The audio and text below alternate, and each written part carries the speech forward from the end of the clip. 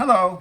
Today we're going to discuss why President Donald Trump is so desperate, truly desperate, to pass the big, beautiful bill. Now, this is a massive income redistribution scam that will massively harm many of those in the Maga group. And the Maga group is where Trump gets most of his support, aside from, of course, other billionaires. So with the Maga group, a lot of them are on Medicaid, yet there's going to be an 18% cut of federal funds going towards Medicaid, which will knock off about 11.8 million people. In addition, SNAP is going to be cut. SNAP is food stamps. So food stamps are going to be reduced by 20%, or over 2 million people are going to be cut off.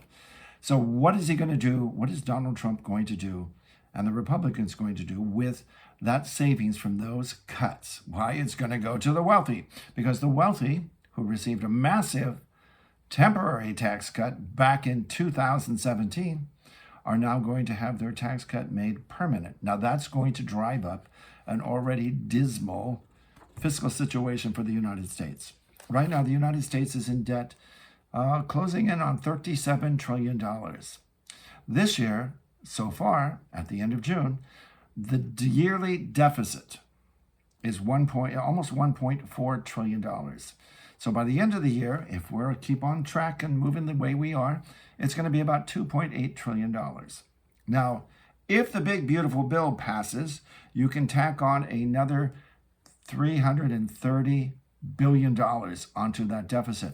And the rising deficit, which has increased over 300% in the last 16 years, is pushing interest rates up. So you're paying more for whatever you're buying on credit, whether it's a house, whether it's a credit card, whether it's a car, who knows, whatever you're buying on credit, you're paying the price of the huge federal deficits that are going up right now. Now, contrast the 300% increase in the federal deficit over the last 16 years with the height of the Vietnam War.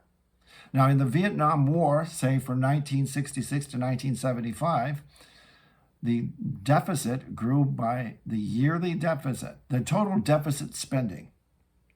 So the total debt of the United States grew only 80% during its biggest war, most expensive war since World War II.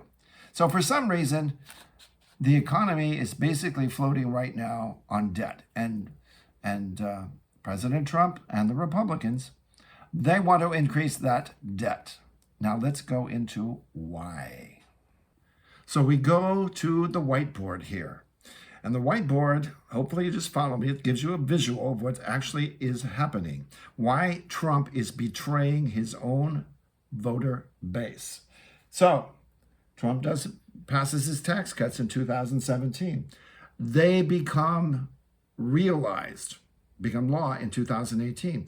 The stock market, which had been relatively stagnant and going sideways for a couple, 3, 4 years, along with corporate profits going sideways, it jumped because people were able to push money with the tax cuts. They now had more money to push into the stock markets, especially billionaires and corporations, and multimillionaires as well.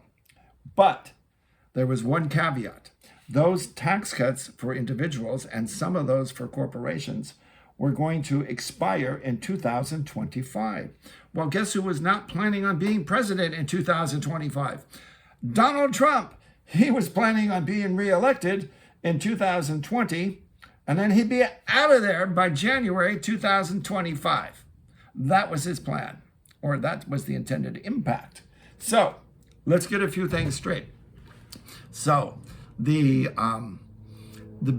business corporations received massive tax cuts. Their top rate was like 38% federal tax rate before the tax bill passed in 2017. And now it's 21%, but most corporations don't even pay that, and many pay zero. But some of those cutbacks in the business tax, some other cutbacks, are due to expire also this year. The other important thing is the Billionaires 2017 tax cut. What happens if it's reversed? What happens if they don't make it permanent? Well, what do you think the stock market's going to do? Down, down, down. All of a sudden, people have more taxes to pay once those temporary tax cuts are gone. Their taxes rise. If you're a billionaire and you receive 69 to 100% of your income and wealth from stocks, you're going to have less money to push the stocks up.